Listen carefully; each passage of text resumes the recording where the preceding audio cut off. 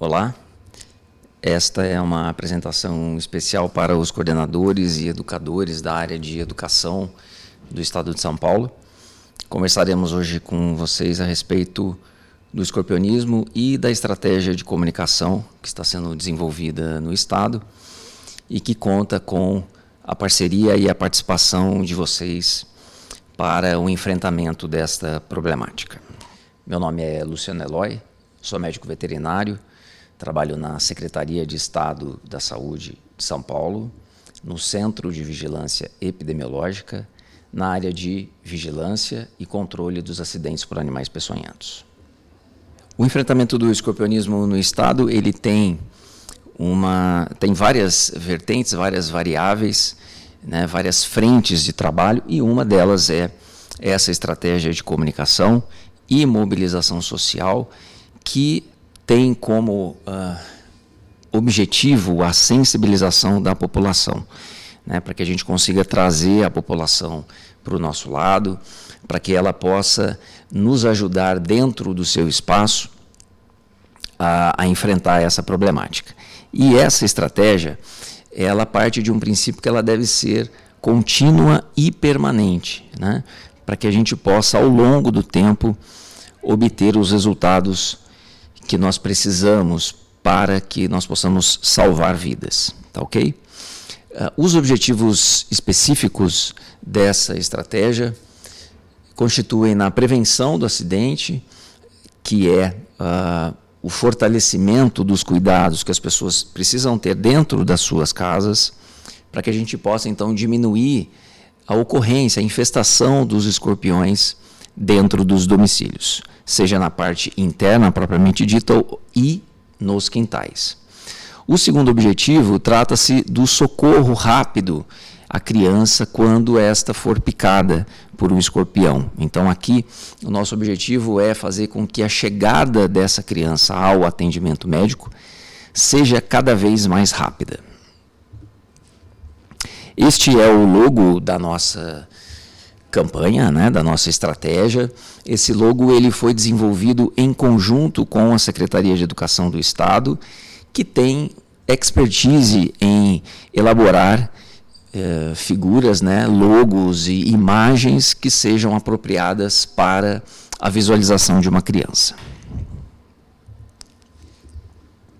Os nossos parceiros, junto dessa estratégia, que se relaciona às escolas, são, como eu disse, a Secretaria de Educação do Estado, que faz a interface junto das escolas estaduais, a Undime, que é a União dos Dirigentes Municipais de Educação, que fazem então essa interface junto das escolas municipais, e a interface com as escolas particulares. Nós contamos aí com a parceria junto ao CIESP, que é o Sindicato dos Estabelecimentos de Ensino do nosso estado, o estado de São Paulo. Eu lembro que a estratégia junto das escolas, como eu disse anteriormente, ela é uma das vertentes dessa estratégia. Nós temos aí uma série de atividades que já estão sendo desenvolvidas e que têm o mesmo objetivo, sensibilizar a população para os dois objetivos específicos, a prevenção do acidente e o rápido socorro à criança picada. Essas outras frentes de trabalho, para que vocês possam ter uma ideia, ela se relaciona à utilização dos nossos agentes, que levam estas informações para dentro do domicílio, que conversam diretamente com a população.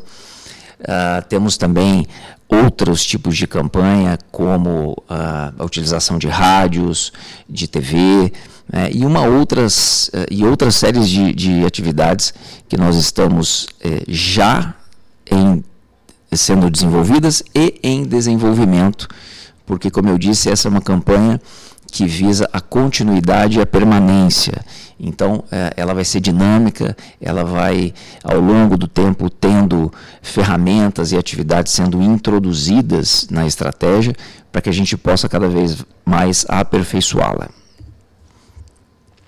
Trazendo para vocês aqui a epidemiologia do acidente, vejam na coluna número de acidentes, que nós temos aí um aumento significativo ao longo dos anos, e nós passamos dos 35 mil acidentes por ano, que é um número bastante significativo. O número de óbitos também aumentou ao longo dos últimos anos, bateu em 2018 13 óbitos, está diminuindo, nós estamos com 3 óbitos em 2022, mas a gente sabe que o segundo semestre é um semestre de aumento da ocorrência dos acidentes, então a gente pode ainda ter alguns ou vários óbitos no segundo semestre e nós precisamos intensificar as atividades de enfrentamento dessa problemática. E aí aqui é importante destacar para vocês que nós temos um grupo de risco, que são as crianças até 10 anos. São elas que vêm indo a óbito ao longo desses últimos anos, tá ok? As crianças, elas sentem mais a ação do veneno, elas desenvolvem mais o quadro grave do escorpionismo e por isso elas são o nosso grupo de risco, né? O quadro grave do escorpionismo, ele chega aí, na faixa etária das crianças até 10 anos, a passar de 10%, ou seja, para cada 10 crianças picadas, uma acaba desenvolvendo esse quadro clínico. É um número bastante grande quando nós comparamos aos adultos, que não passa de 1%. Então a diferença é bastante grande. Aqui vocês veem que nos últimos anos, aí, né, de 2008 para cá, dos 74 óbitos ocorridos, mais de 86% deles ocorreram em crianças dessa faixa etária.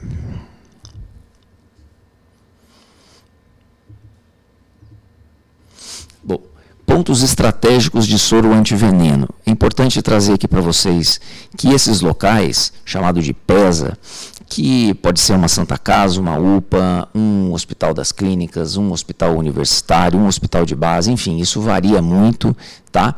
Mas basicamente é uma unidade que funciona em 24 horas, que tem ambulância 24 horas, médico 24 horas, uma capacidade de armazenar o soro antiveneno, de fazer a gestão desse armazenamento e que tem uma equipe capacitada. Então, não são todos os municípios do estado que têm um ponto estratégico. Esse ponto estratégico é onde armazena, guarda o soro antiescorpiônico para utilização numa vítima. O objetivo aqui é fazer com que a criança picada ela chegue o quanto antes até este ponto referência. O que é o ponto referência? Para cada local, há um ponto estratégico de referência, que todo o sistema de saúde daquele local, ele leva o acidentado que necessita de fazer uso do soro antiescorpiônico para aquele PESA de referência. Então, aqui, via de regra, diante de uma criança picada, já é importante vocês saberem que essa criança ela pode ser levada da forma que for possível no momento, de carro, pode ser acionado o SAMU também, tá? Mas ela tem que ser levada diretamente para este ponto estratégico, referência daquele local. Então, como regra aqui, as crianças elas devem ser levadas o quanto antes para este ponto estratégico, esse PESA, que é a unidade de referência para a utilização de soro antiescorpiônico, que tem uma equipe capacitada, né? E os adultos, não. Os adultos, eles normalmente vão desenvolver só o quadro leve, que é dor, né? Eles podem ser levados para uma emergência qualquer, que eles vão receber o tratamento para esta dor e normalmente não vão precisar acessar o PESA, tá ok? Então, só reforçando, para onde ir com esta criança? O grupo de risco, criança até 10 anos, devem ser levados para o PESA. Ah, mas não é possível, não tem como levar, no meu município não tem o PESA, eu preciso ir até o município vizinho, né? Neste caso, por uma questão aí de equação do tempo, a gente pode encaminhar essa criança, levar essa criança para o pronto atendimento, o pronto-socorro mais rápido, né? Aquele local que funciona em 24 horas, e esse local vai estar, deve estar adequadamente preparado para já encaminhar essa criança para o ponto estratégico no município vizinho, tá ok? Então, só lembrando aí que a gente pode lançar mão do SAMU pelo 192 e tentar fazer com que esse tempo de atendimento da criança seja o mais rápido possível, utilizando dessa parceria aí que é o SAMU. O tratamento é feito especificamente somente com soro antiveneno. Quais são esses soros? O soro antiescorpiônico e também o soro antiaracnídico, lembrando que o escorpião é um aracnídeo, assim como as aranhas, e a gente tem também esse soro que igualmente deve ser utilizado de forma endovenosa como tratamento para os antígenos do veneno escorpiônico. Bom, o que é importante trazer aqui para vocês? Os sintomas da picada, do envenenamento escorpiônico na criança, porque isso pode acontecer em uma escola, né? E mesmo que não aconteça em uma escola, e via de regra nós temos aí, eu acho que dos últimos anos, só um óbito que aconteceu numa creche, tá? Normalmente isso vai acontecer no domicílio, na casa da criança, ou na casa do tio, ou na casa do avô, tá? Mas normalmente isso vai acontecer numa residência, né? Mas o importante aqui é isso ser trabalhado com a família, da forma que for possível, de vocês se comunicarem com o papai e a mamãe, né, dos seus alunos, e para que vocês possam entender como é que isso funciona. Então vamos lá, a criança é picada e vai acontecer a dor é muito forte, né? Via de regra, a dor é muito forte, seja na criança, seja no adulto, na criança mais ainda, né? É mais vulnerável nesse sentido. E essa criança, isso vai acontecer abruptamente, né? A dor, ela vai aparecer, a picada vai vir, a dor muito forte, e abruptamente a criança começa a chorar de forma muito intensa, começa a ficar agitada, né? Aumenta os seus batimentos cardíacos e a respiração, começa a ficar muito agitada, e vem em seguida o vômito. O vômito, ele é o nosso sinal de que essa criança já precisa receber o soro antiescorpiônico ou antiaracnídico o quanto antes, tá ok? Pode ser que simultaneamente ou logo em seguida essa criança já começa a ter a alternância entre a agitação e a sonolência, né? E essa é a sintomatologia que nós chamamos aí de clássica para o escorpionismo, né? O escorpionismo, que então é o envenenamento escorpiônico no ser humano. Em situações específicas, pode até acontecer essa sintomatologia em que vai acontecer a picada, a dor, e logo em seguida, minutos depois, essa criança já pode vomitar. Essa sintomatologia, então, também é uma sintomatologia de suspeita de picada de escorpião.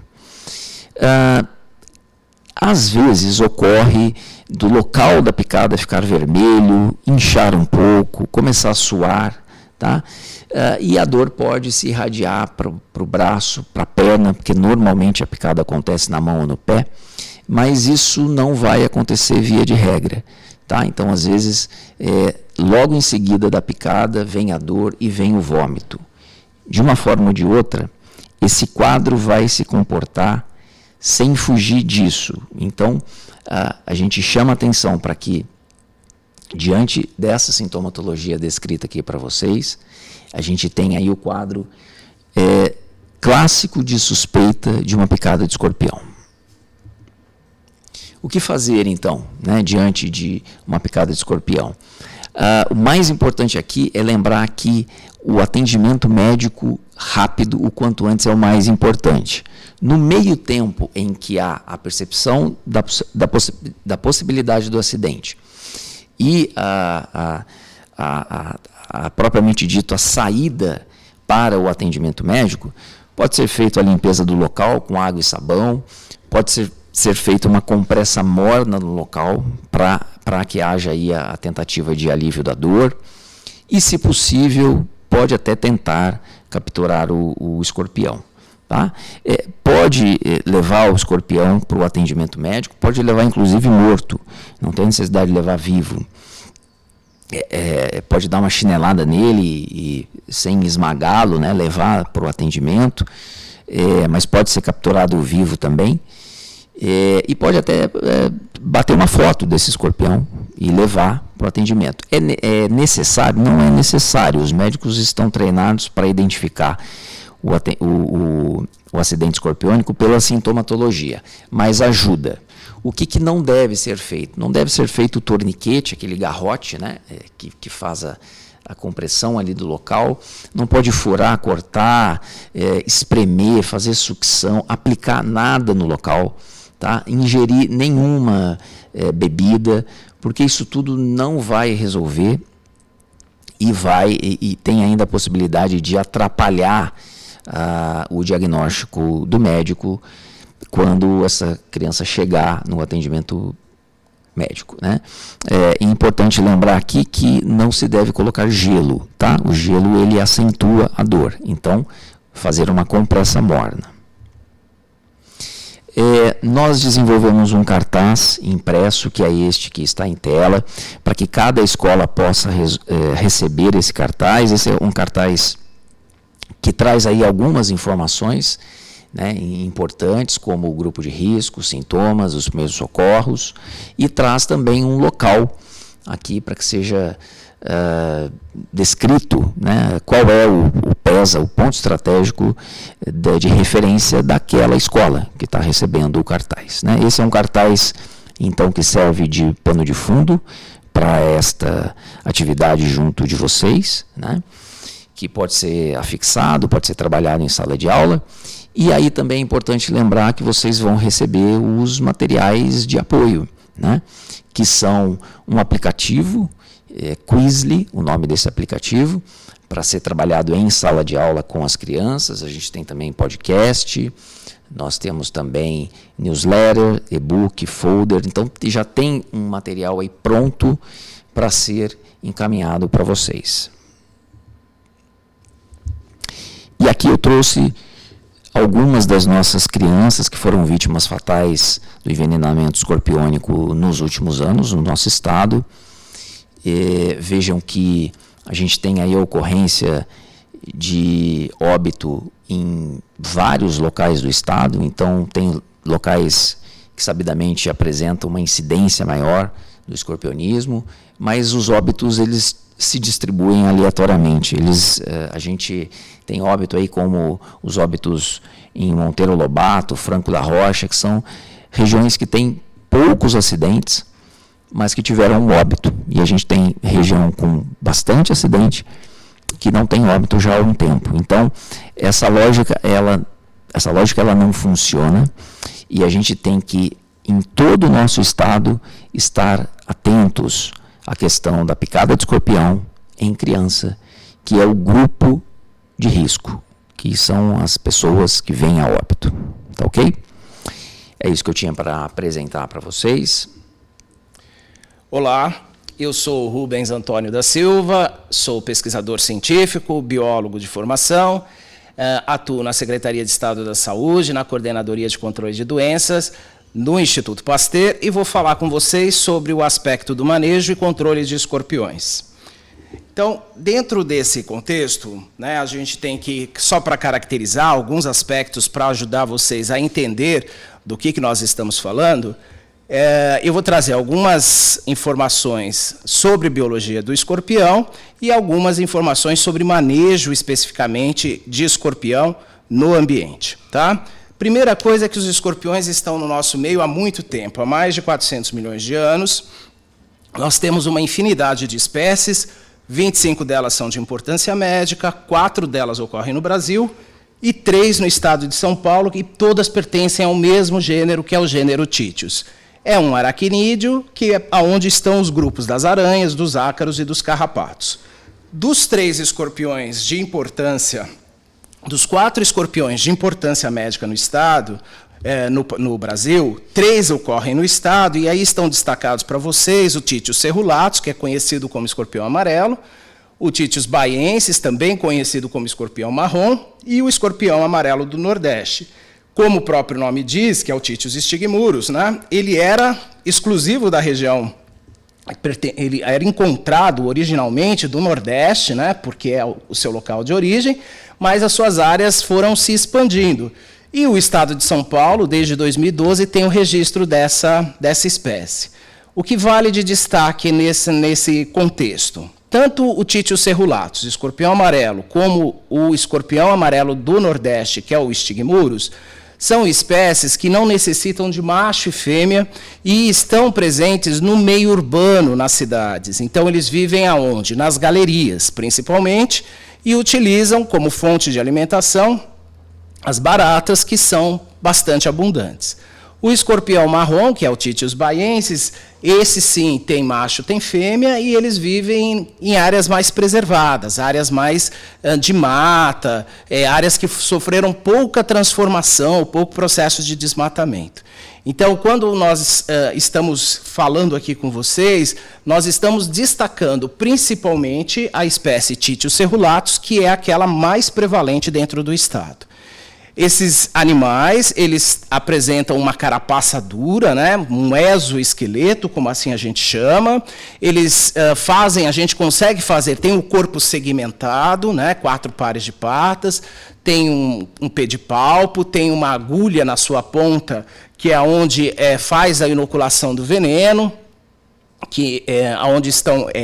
conhecido nesse caso como os acúlios. Eles têm estruturas sensitivas, como os pentes que estão aí demarcados nessa figura D para vocês, conseguem perceber o ambiente, as movimentações do ambiente.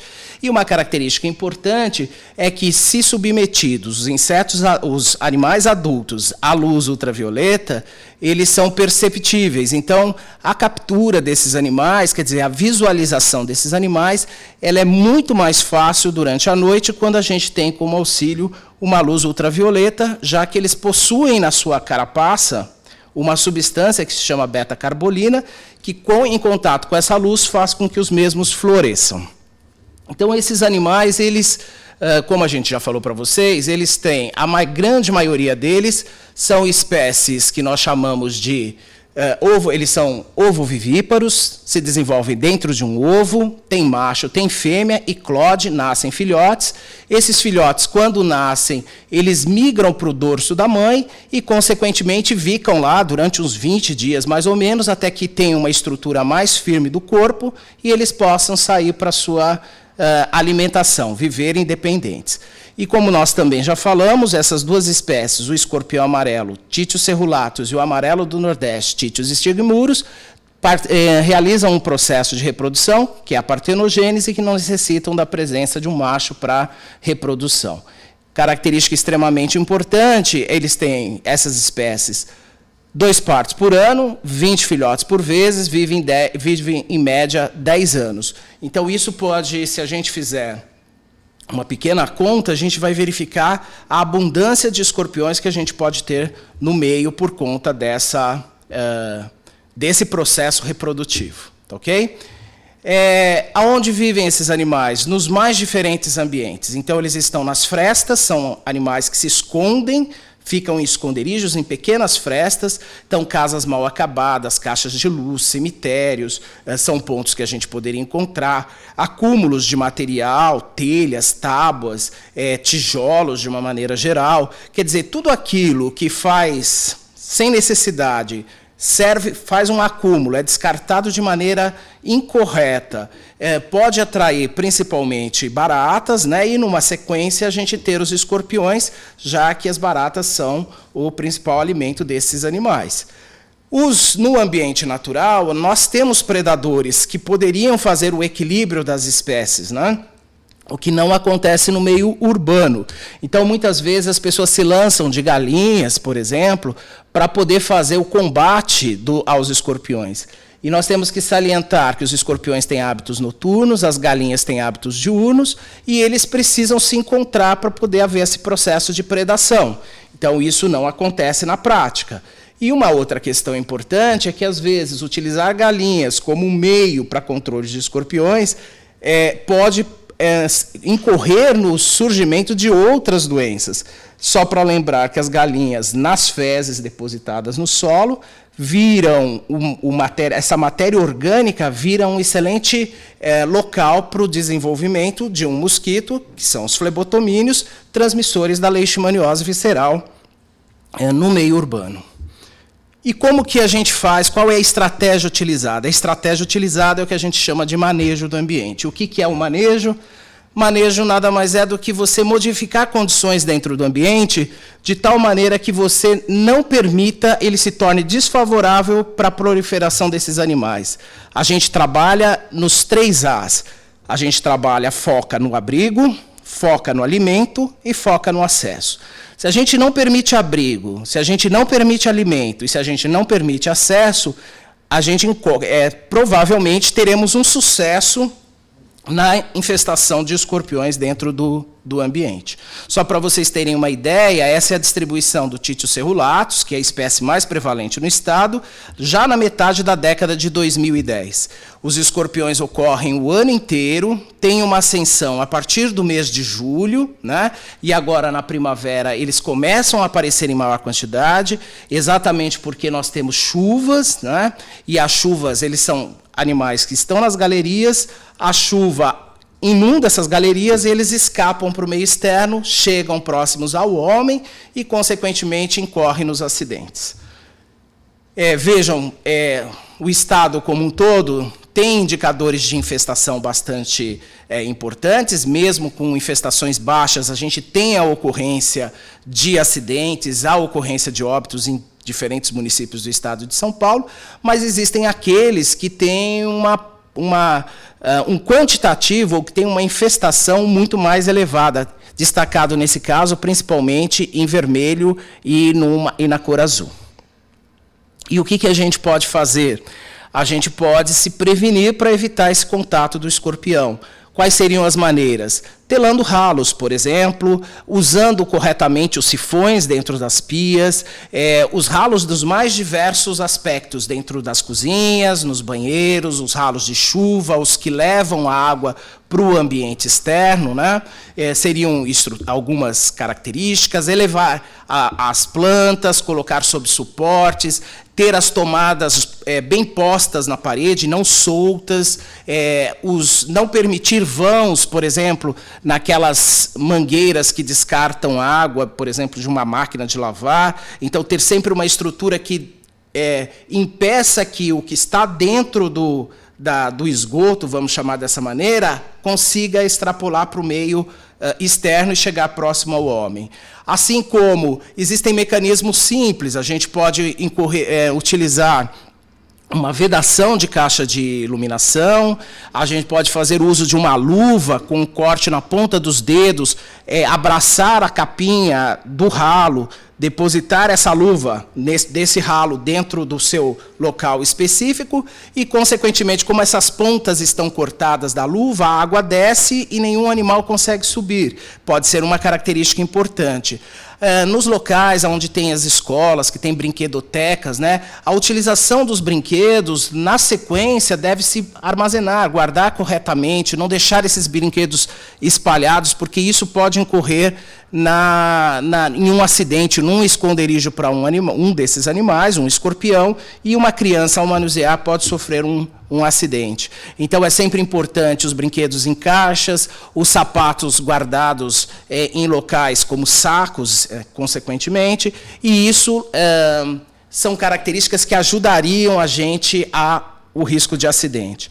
Em momento algum, a gente pode permitir situações como a que vocês estão visualizando, desse acúmulo de lixos, né? Então, nos terrenos baldios, ou nos terrenos próximos às escolas, ou próximos aos imóveis. Então, o descarte de lixo favorece a presença de baratas, e as baratas trazem, no bom sentido, né, porque são alimentos para os escorpiões, a presença dos escorpiões. E essa proximidade pode incorrer em acidentes ao homem. Então, há vários mecanismos, e aqui é só para a gente ter um olhar, porque são coisas extremamente do costume nosso, do nosso cotidiano, guardar material para usar posteriormente, materiais de construção. Então, na verdade, a gente não deve fazer esse tipo de conduta, a gente tem que rapidamente fazer uso desse material, aquilo que não vai ser utilizado. Os locais mais diversos dentro do ambiente, né, pedras, os restos de madeira, os tijolos que ficaram lá para uma obra posterior, o lixo mal conservado, né? Os descartes irregulares. Então, todos esses devem ser olhados com muita atenção, né? Por exemplo, os pátios de escolas com folhas que caem, as folhas secas, a limpeza constante dessas áreas verdes dentro dos próprios ambientes, nas moradias e nas escolas. Então, isso tudo parecem detalhes, mas são extremamente importantes, porque esta área limpa não permite esconderijo para os escorpiões e, consequentemente, evitam acidentes. Obviamente que essa é uma realidade, né, do Estado de São Paulo. Essas fotos não são produzidas, assim, do ponto de vista de criação, elas são fotos reais, da vida real, e isto é o que a gente percebe, né? Então, você tem muitos acúmulos, muitas condições que o homem acabou criando e que favorecem a presença dos escorpiões dentro dos domicílios, né? E é esses fatores que a gente fala que devem ser combatidos, que estão dentro dos 3 As que nós falamos quando nos reportamos ao manejo do ambiente. Vejam que pequenas estruturas, né, pequenas fissuras, são suficientes para servir de esconderijo para um escorpião. Aqui a gente está retratando até um forno, por exemplo, desativado, a planta numa moradia, que pode servir como uma escada, vou chamar dessa maneira, só para fazer uma analogia, para sair do ambiente externo para o ambiente interno. Então, assim, os mecanismos de proximidade do escorpião que está no meio externo para próximo do homem são vários. E nós temos que nos atentar a esses mecanismos, né? O ralo nas telas a tela nos ralos dos banheiros, das cozinhas, as janelas fechadas, as portas com soleiras, o recolhimento e a deposição do lixo de maneira correta, a não permissão de jogar lixo e descartar lixo de maneira errônea em vários ambientes, as fiações elétricas, caixas de luz, por exemplo, vedadas, bem fechadas, as tomadas, os interruptores, as plantas elevadas, os brinquedos organizados, tudo isso seriam mecanismos que podem nos auxiliar neste combate ao escorpião. Essas imagens que eu trago para vocês são todas imagens que propiciam a presença do escorpião, um mato alto, lixo descartado incorretamente e assim sucessivamente. Podemos fazer captura dos escorpiões? Podemos. Nós temos um papel na sociedade importante na notificação desse animal, do encontro. Consequentemente, este monitoramento ele serve como uma base para a gente implementar medidas, as políticas públicas que devem ser direcionadas e mesmo priorizadas em determinadas áreas dentro de um município. É possível fazer a captura? Com toda certeza e com segurança, obviamente. Se uma pessoa se sente segura, ela pode, né, pegar um pote que tenha tampa, obviamente, colocar sobre o animal, passar um papel, virar esse pote com o animal preso, né, e o papel por baixo, tira o papel, põe a tampa, e isso pode ser levado a uma unidade de zoonoses do município, ou a mesma Secretaria Municipal de Saúde, dentro da sua área de vigilância epidemiológica, para uma notificação, para que medidas sejam tomadas no sentido de acompanhamento e de esclarecimento à população sobre o escorpião e as medidas que devem ser adotadas para evitar a sua presença. Vale ressaltar aqui que os escorpiões, eles não são animais que dão bote, que avançam ou que vão expelir o veneno. Eles utilizam o veneno para alimentação, eles seguram a presa, injetam veneno e quando ele encontra isso encontra o homem, é que pode incorrer no acidente. Então, na verdade, o homem está no processo, o escorpião está no meio, por uma questão do próprio desequilíbrio promovido pelo homem, e o que nos compete agora? Nós teremos a convivência com esse animal, nós temos que diminuir a infestação e melhorar as condições dentro do nosso imóvel, da escola, das casas, das moradias de uma maneira geral, para evitar que esse animal ele possa ter o contato com o humano e incorrer em algum tipo de acidente. Então, sobre esse aspecto, de uma maneira bastante geral, é isso que eu gostaria de falar com vocês. Obrigado.